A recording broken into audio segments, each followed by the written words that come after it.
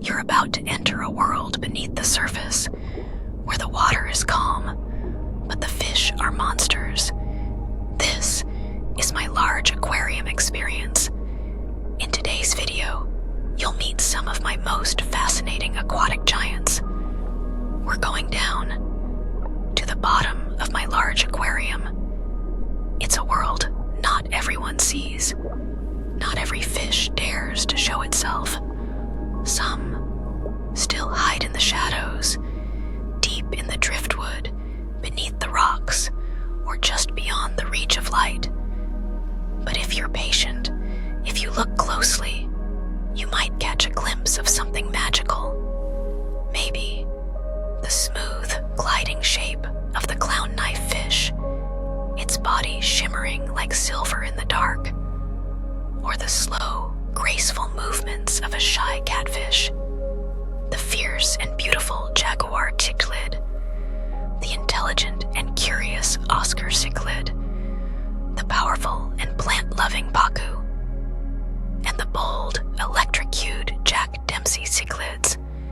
You'll also see the sleek and mysterious iridescent shark, majestic carp gliding through the depths, and the graceful shimmer of classic goldfish.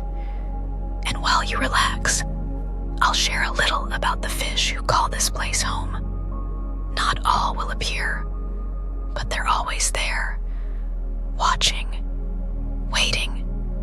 Welcome. I'm Big Mama Joe. Let's dive in. Let me tell you the stories of the fish who live in Big Mama Joe's world. Some are beautiful, some are bold, and some have stories older than time itself. Let's start with a story of a fish born from fire and shadow.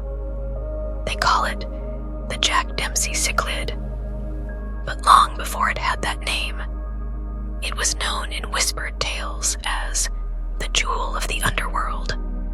In the warm, murky waters of forgotten rivers, they say there lived a fish so dazzling. Its scales held the colors of thunder and moonlight, blues that flickered like lightning, purples as deep as twilight skies. But its beauty came with a price. Long ago, a river spirit, jealous of the light above, trapped the stars in the form of a fish and cast it to the bottom of the riverbed. That fish was the first Jack Dempsey, a creature of both fury and grace. It shimmered like a gem in the darkness, but lashed out like a storm when threatened. Some believe that if you stare too long into a Jack Dempsey's eyes, you'll see a spark of those ancient stars, still burning, still fighting, still dreaming of the sky. In the tank, it hides among the rocks and shadows, but when the light hits just right, you'll see it glow.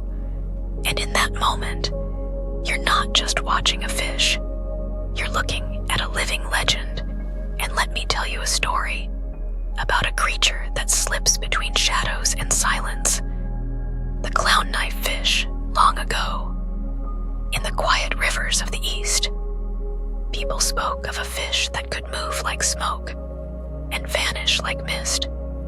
It was said to be born from the tear of the moon, when she wept for a lost star. That tear fell into the river, and from it came a fish with a silver body, shaped like a blade, with spots that looked like eyes. Some believed those eyes could see into dreams. They called it the river ghost. It was said to visit people in their sleep, gliding through dreams like it did through water. If it passed you by, you'd forget the dream entirely. But if it looked at you, you'd remember it forever. Its body, curved like a crescent moon, its movements slow, silent, unfolding like silk in the water. Some even believed the clown knife fish could speak, but only in your mind. Whispers, too soft to catch, just enough to make you wonder, was that real? or just the current playing tricks. In my tank, it hides by day and dances by night. It remembers everything, but tells you nothing. It is grace. It is shadow. It is the dream that swims. The Oscar cichlid of fish, with a memory older than the river itself, in the heart of the Amazon, before time had a name. There was a fish who could remember every soul that passed its waters, a guardian, a watcher, a silent keeper of secrets. They say the gods made the Oscar from the fire of the sun and the patience of the earth. They gave it wisdom and a little bit of pride. Its colors shimmer like copper and rust, as if it was forged in the heat of something holy. Legend says, if you lock eyes with an Oscar for even just a moment, it sees everything, not just who you are, but who you've been. Every joy, every sorrow, all reflected in the slow blink of a fish that never forgets. It's said that in the old days, tribes would follow the movement of the Oscars to know if danger was near. When the Oscar swam calmly, peace would follow.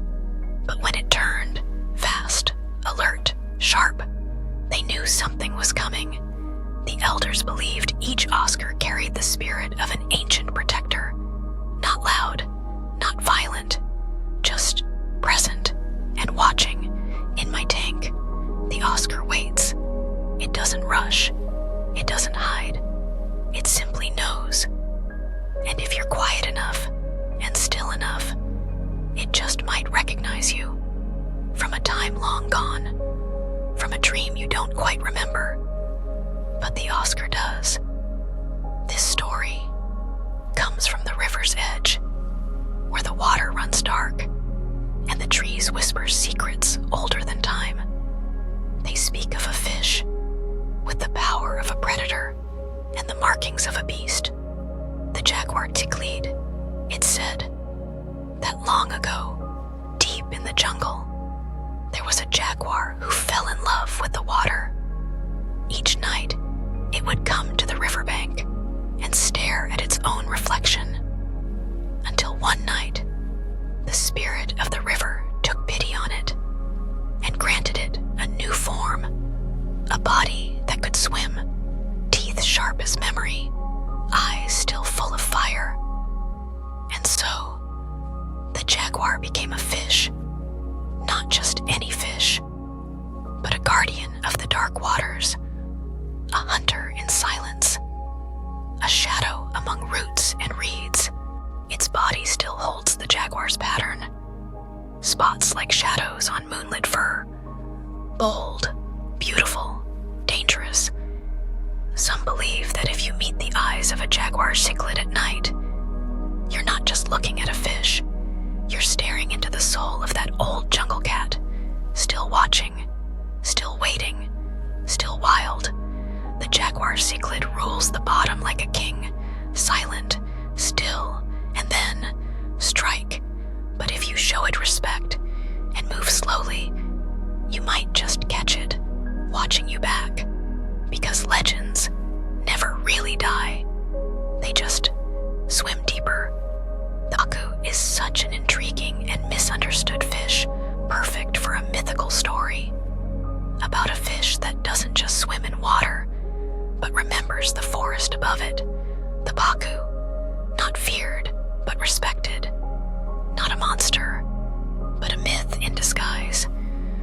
Long ago, before rivers carved the land, before people spoke in words, the forest had spirits. Curious, playful beings made of bark, wind, and laughter. One spirit loved fruit. It would spend its days hopping through trees, tasting mangoes, guavas, and sweet jungle nuts. But one day, the spirit grew tired of the sky and asked the river to show it a new world. So the river took it in and turned it into a fish, a round, strong body, and teeth like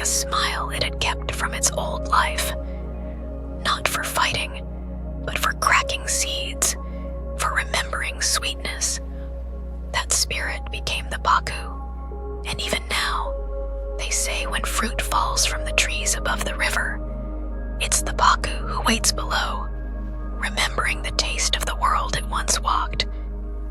Its mouth may look strange, almost human, but it's not meant to scare you. It's meant to remind you that this fish is not just of the water, but of the forest too. Some believe if you feed a pacu with care, it may carry your wish downriver, planting it like a seed for the forest to one day grow. The pacu moves with quiet strength, gentle, curious, ancient, not a monster, not a myth, but maybe, just maybe, a little bit of both. The iridescent shark is perfect for an ethereal, mysterious tale, part shimmer, part shadow. Here's a soft, whispery, mythical story just for this glowing river ghost. There, in the slow rivers of Southeast Asia, moves a creature made of moonlight and mist. They call it the iridescent shark, but it is not a shark, and it is not what it seems. Long ago, before boats carved paths through the river, there was a story of a silver spirit, a guardian of dreams, born from stardust that fell into the Mekong. Its body shimmered like liquid glass, glowing with colors that changed in every light. Soft blues, ghostly grays, like the sky just before dawn. People believed it was a messenger, a swimmer between worlds. When it passed beneath your boat at night, they said it would carry your thoughts into the dream realm and return them to you as visions while you slept. But only if you were gentle, only if you were still. The iridescent shark doesn't roar. It glides. It hums in silence. It shines when no one is watching. Some elders claimed that when the river was angry, flooding, crashing, rising, the iridescent shark would rise too, to calm the storm with its glow. It moves like a shadow wrapped in light. It doesn't hide, but it never shows everything. If you're lucky, you'll catch the shimmer, that quiet flicker in the water, like a star remembering how to shine. And for just a moment, you'll believe the story, because some myths don't need to be loud. Some are soft and silver and still swimming. The carp, a creature rich in myth and mystery. There, beneath the still surface, swims a fish, older than time itself. The carp, long ago. In the Far East, it is said that the carp was once a dragon, a mighty, powerful being, soaring through the clouds, its scales shimmering like fire in the sun. But one day, it saw the rushing waters below, and it yearned to feel the coolness of the river, to taste the depths of the earth. So, it descended from the sky and chose to become a fish, a humble carp. The gods, impressed by its bravery, promised that any carp who swam upstream would one day leap the waterfall and return to the heavens as a dragon once again. And so, the carp swims, not in haste, but with purpose, with patience, knowing that greatness comes not from force, but from perseverance. Some say, if you listen carefully, you can hear the carp whispering its ancient secret. All who wait with quiet strength will one day rise. The carp moves with grace, slow, peaceful, but never idle. Its beauty lies in the quiet confidence it carries. A living legend, floating beneath the surface, waiting for a moment. And maybe, just maybe, if you're lucky enough to watch it long enough, you'll see the shimmer of a dragon spirit